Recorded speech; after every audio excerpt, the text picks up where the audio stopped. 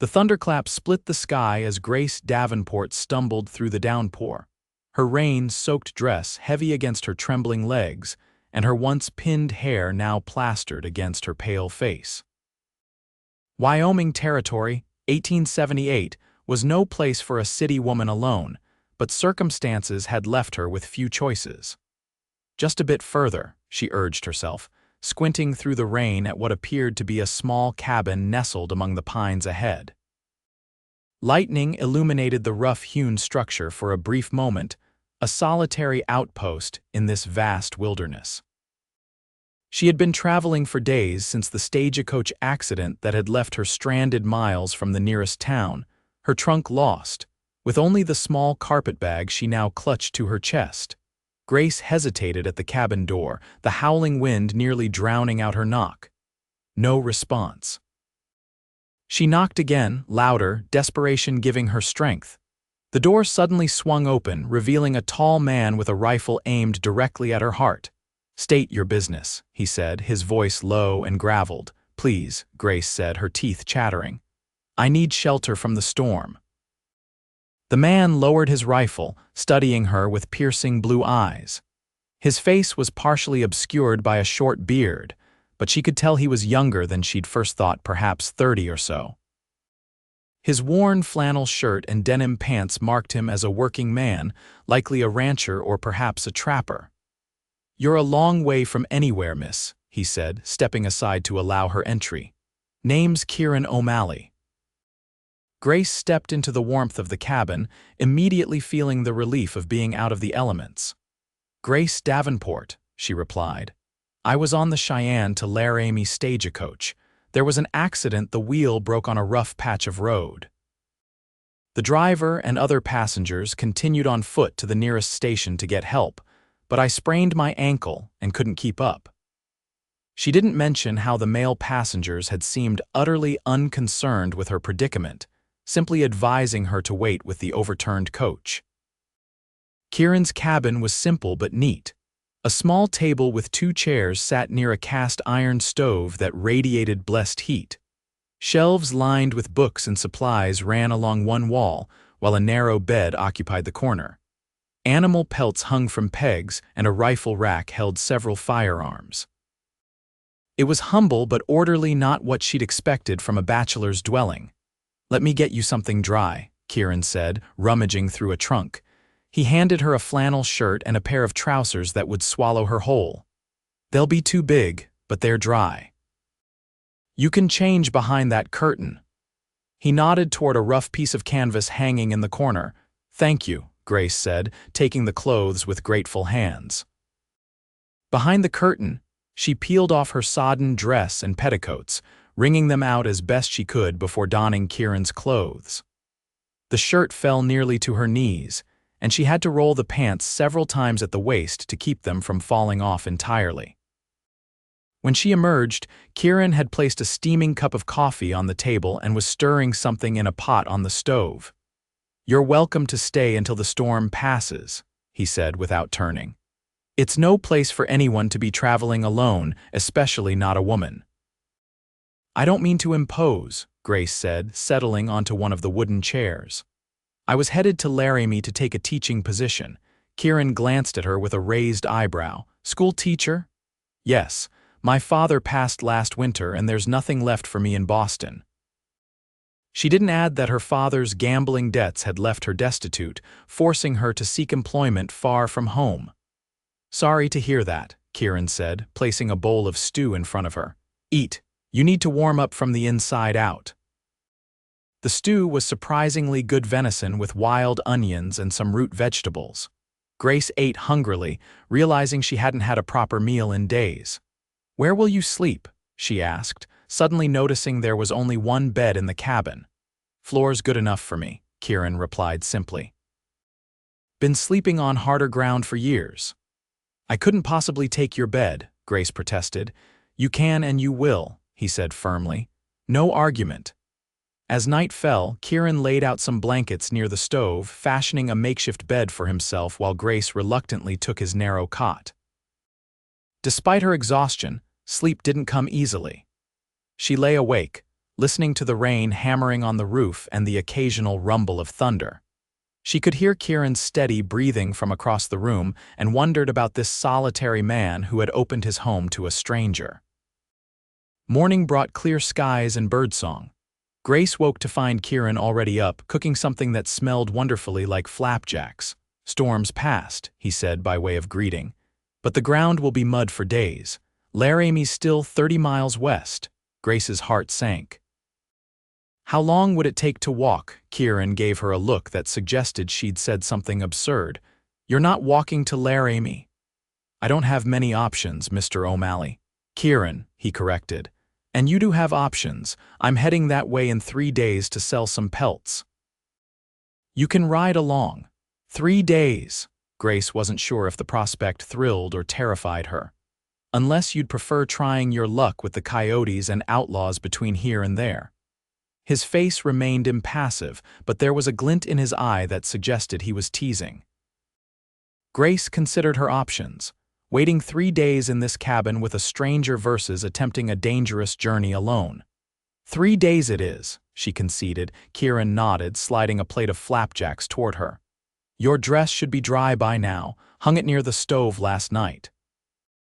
True to his word, her dress was much drier, though still damp in the folds.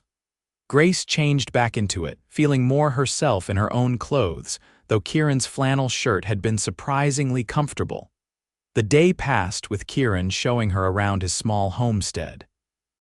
He had a lean-to where he kept his horse, a sturdy bay gelding named Rusty, and a small garden plot where he grew some vegetables. He trapped and hunted for most of his meat, trading pelts in town for supplies he couldn't produce himself. "How long have you lived out here?" Grace asked as they checked snares in the nearby woods. 5 years, Kieran replied, deftly resetting a spring trap. "Came west after the war." "The war? You fought in the Civil War," Kieran nodded. "Union Army. After Appomattox, I couldn't stomach going back east. Too many ghosts." He didn't elaborate, and Grace didn't press. That evening, as they sat by the fire, Grace found herself studying Kieran's profile. In the firelight, his features were softer, the hardness in his eyes replaced by a reflective calm. He was handsome in a rugged way, not at all like the polished gentleman of Boston society. "What brought you to teaching?" he asked suddenly, catching her staring. Grace looked away embarrassed. "I've always loved books and learning. When my circumstances changed, it seemed a natural path." "And what circumstances might those be?" His tone was gentle, curious rather than prying. Grace hesitated. She'd guarded her family's shame closely, but out here, thousands of miles from Boston, the old secrets seemed to matter less. "My father was a merchant, successful once. But he had a weakness for cards and drink. When he died, I discovered he'd mortgaged everything twice over. There was nothing left." Kieran nodded thoughtfully. "People carry their demons in different ways." "What about you?" Grace asked. "What demons brought you to this solitary life?" A shadow crossed his face. "War shows you things you can't unsee, makes it hard to live among people who have never known that kind of darkness." They fell silent, the crackling fire the only sound between them. Grace understood isolation, though hers had been self-imposed, born of shame rather than trauma. The second day, Kieran taught Grace how to shoot his smaller rifle. Her first attempt sent her stumbling backward from the recoil, but by afternoon she could hit a can placed on a stump with reasonable accuracy. "Not bad for a city girl," Kieran remarked, a rare smile crossing his face. "Perhaps I've found my true calling," Grace replied with a laugh. "Frontier markswoman instead of schoolteacher." "The children of Laramie might be grateful for that," Kieran said, his eyes crinkling at the corners. That night, Grace again insisted Kieran take his bed back, and he again refused. "I've slept under the stars in January." "This is luxury by comparison," he assured her.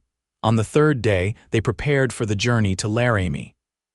Kieran packed his pelts and supplies while Grace helped as best she could, learning to tie proper knots and balance loads for the horse. "We'll leave at first light," Kieran said as they sat down to their last dinner in the cabin. He had prepared rabbit stew, richer than usual with extra vegetables and herbs from his garden. "I can't thank you enough for your hospitality," Grace said, aware that she would soon be leaving this unexpected haven. "No need for thanks," Kieran replied. "Anyone would have done the same." "No," Grace said firmly, "not anyone. You've been kind beyond measure, Mr. O'Malley." "Kieran," he reminded her, "and kindness costs nothing." That night, Grace lay awake longer than usual, listening to Kieran's steady breathing. Tomorrow they would travel to Laramie and she would begin her new life as planned. She told herself the strange heaviness in her chest was merely apprehension about her upcoming responsibilities, not regret at leaving this cabin and its solitary inhabitant. Dawn broke clear and cool. They ate a quick breakfast, loaded Rusty, and set out. Grace rode while Kieran walked alongside, leading the horse. The terrain was rough but beautiful, with towering pines giving way to open meadows dotted with wildflowers. "It's breathtaking," Grace said, taking in the panoramic view from a ridge. "I've never seen such open space." "That's what I love about it," Kieran admitted. "No walls, no boundaries."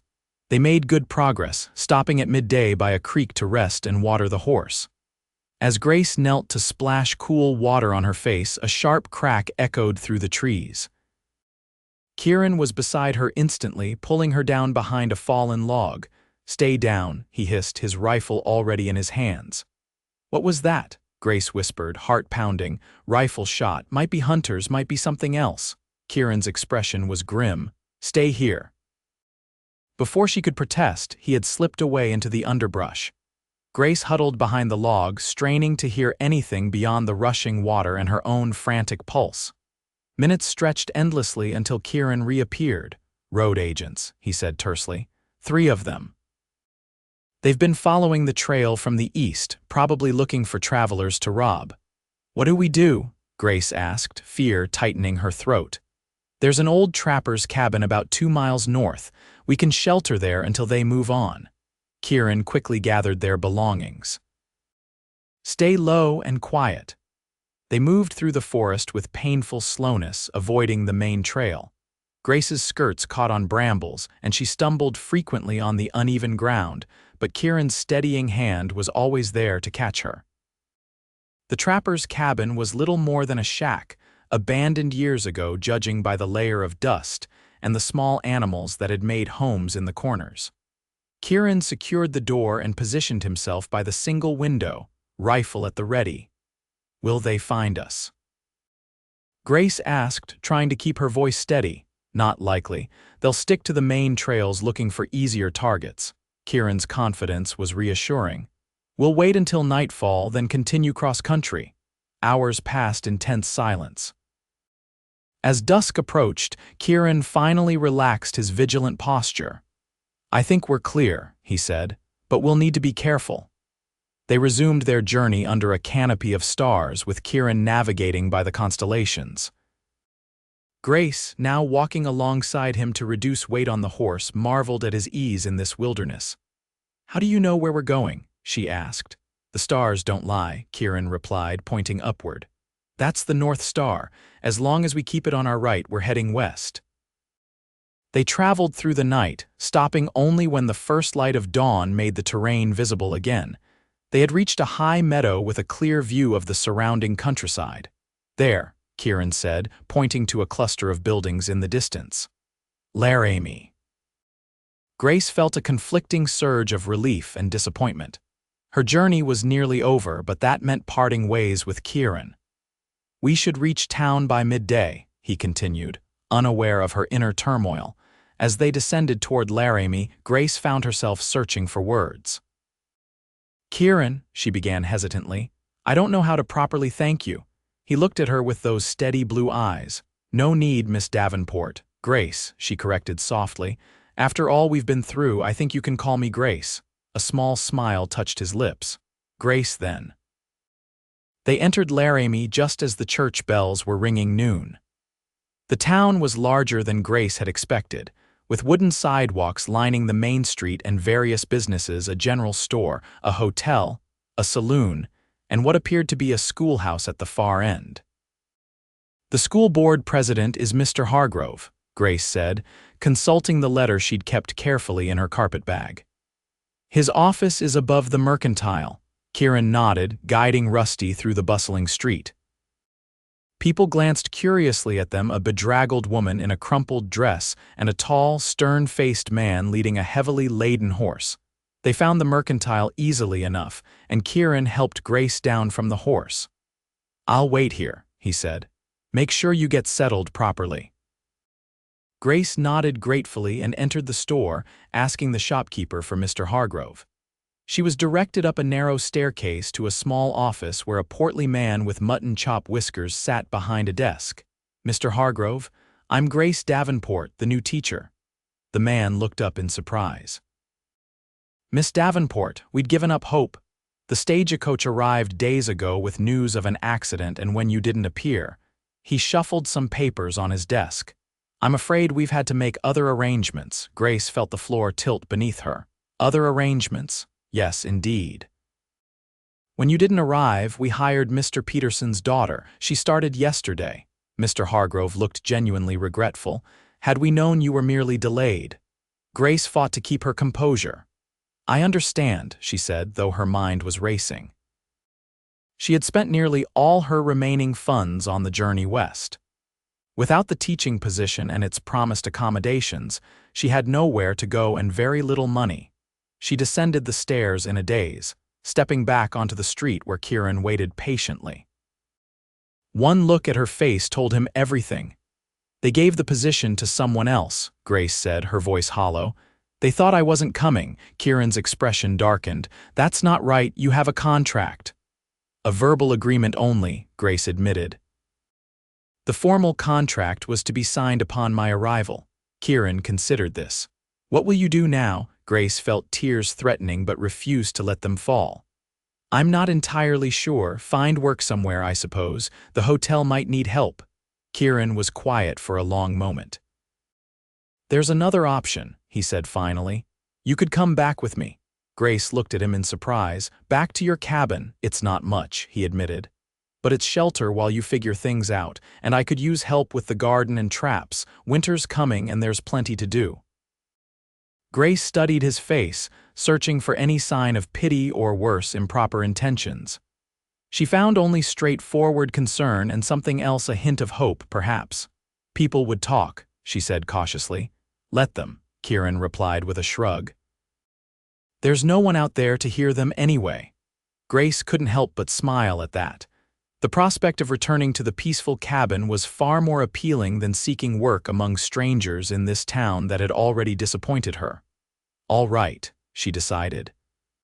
"But only until I can find a proper situation." They spent the night at Laramie's Hotel, Grace in a proper room, Kieran in the stable with Rusty after selling his pelts and purchasing supplies. In the morning, they set out back the way they had come, this time with Grace riding astride rather than side saddle, wearing a pair of trousers Kieran had purchased for her under her dress. "More practical for the journey," he'd said simply when she'd protested. The return trip was easier without the threat of road agents. They took their time, with Kieran pointing out landmarks and teaching Grace the names of plants and their uses.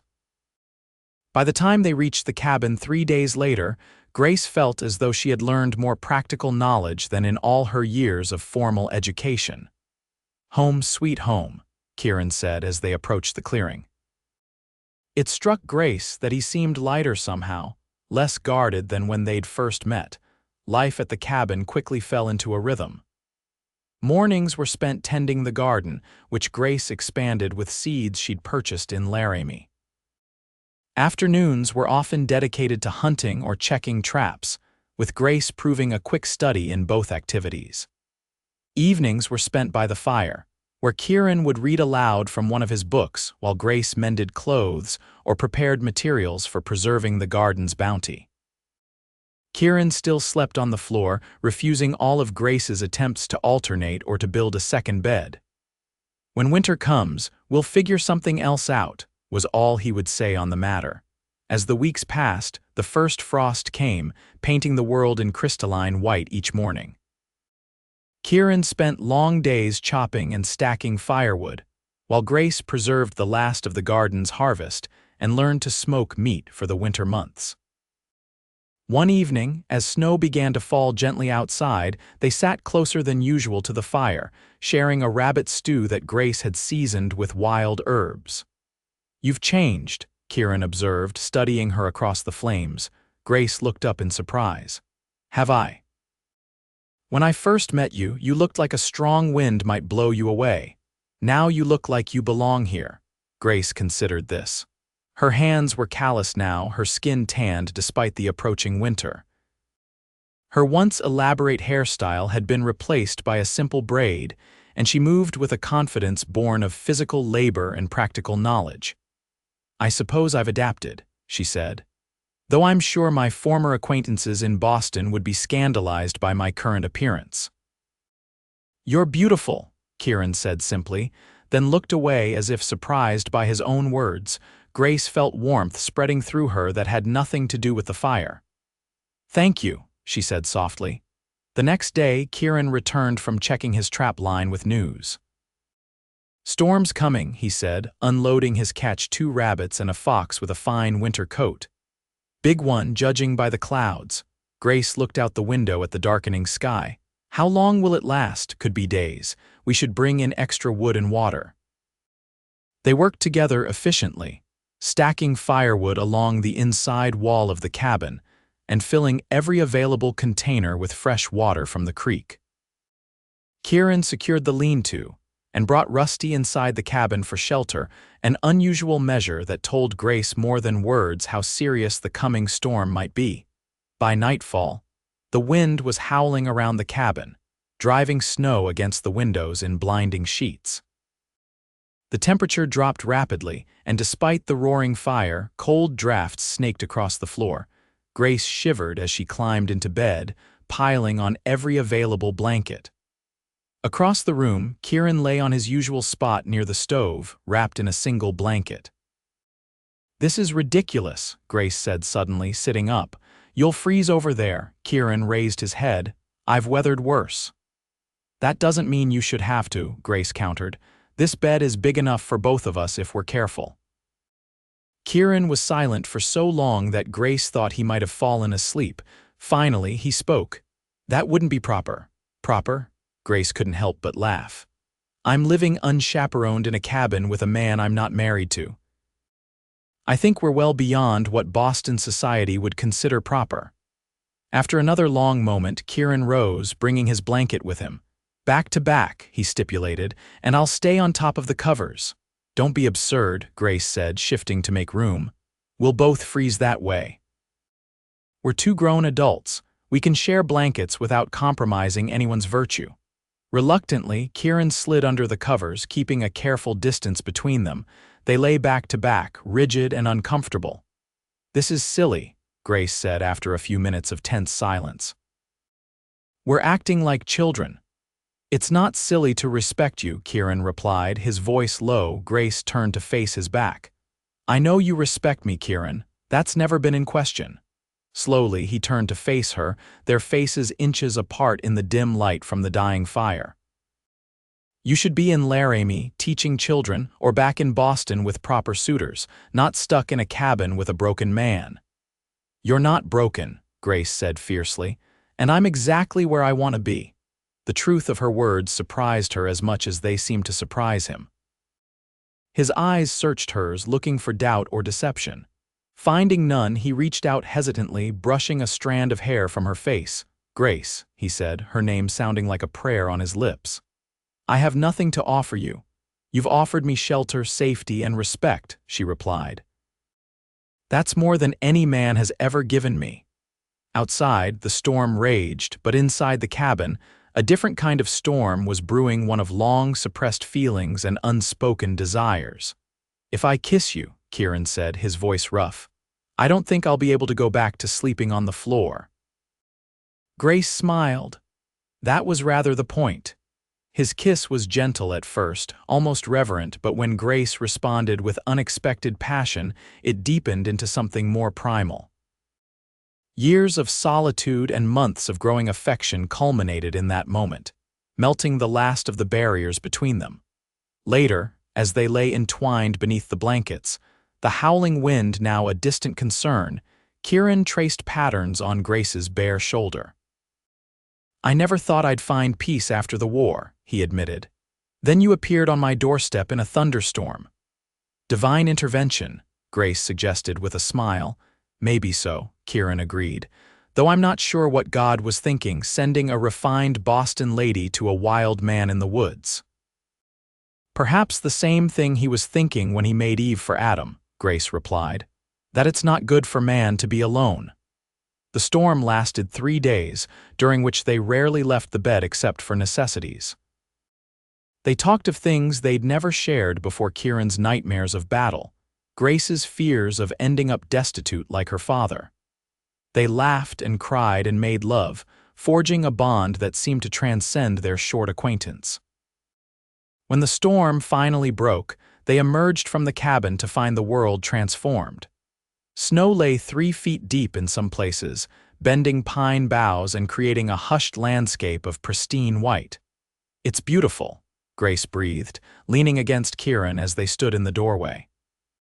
"Like a new beginning," he agreed, his arm around her waist. As winter settled in, they established new routines. Kieran taught Grace to snowshoe, and they explored the silent forest together. She discovered she had a talent for crafting, using scraps of fabric and fur to make warmer clothing for them both. They read aloud to each other in the evenings, sometimes entire books in a single sitting. At night, they shared the bed without question, the earlier awkwardness long forgotten. Sometimes they spoke of the future, of expanding the cabin come spring, of perhaps visiting Laramie for supplies and proper courting. One evening in late February, as they sat by the fire, Kieran cleared his throat nervously. "I've been thinking," he began. Grace looked up from her mending. "A dangerous pastime," she teased. He smiled but continued seriously. "Come spring, you could still look for a teaching position, Cheyenne maybe, or even Denver." Grace set down her work. "Is that what you want?" "I want what's best for you," he replied. "You deserve more than this cabin and a former soldier with nightmares."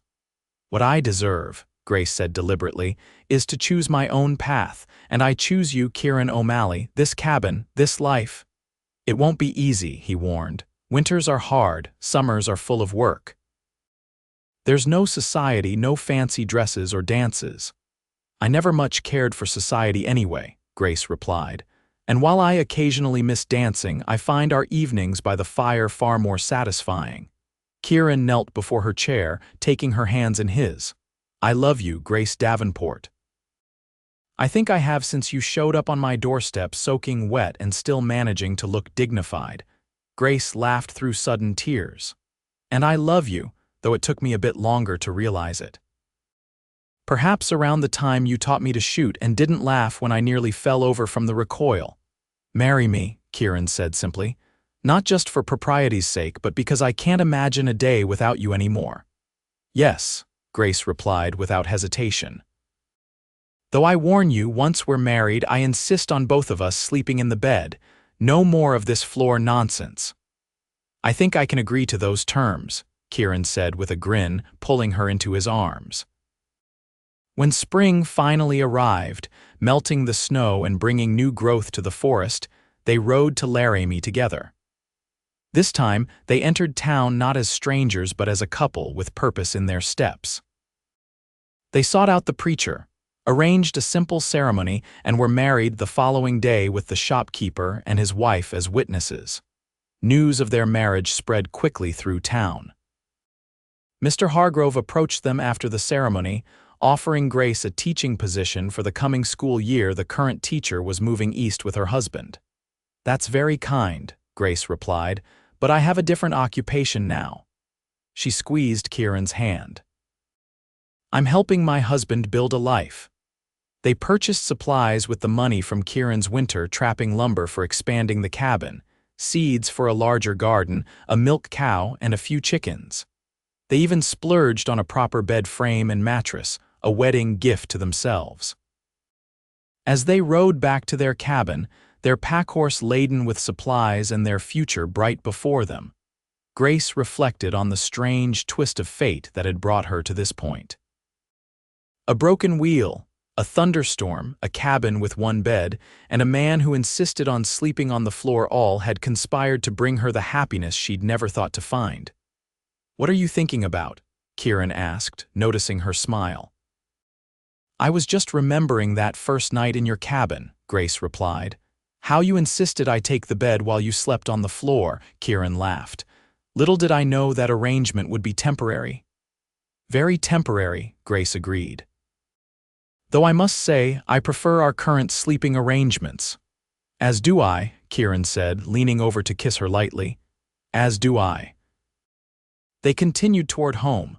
Riding side by side into the future, they would build together one far different from what either had imagined, but infinitely more precious for being shared.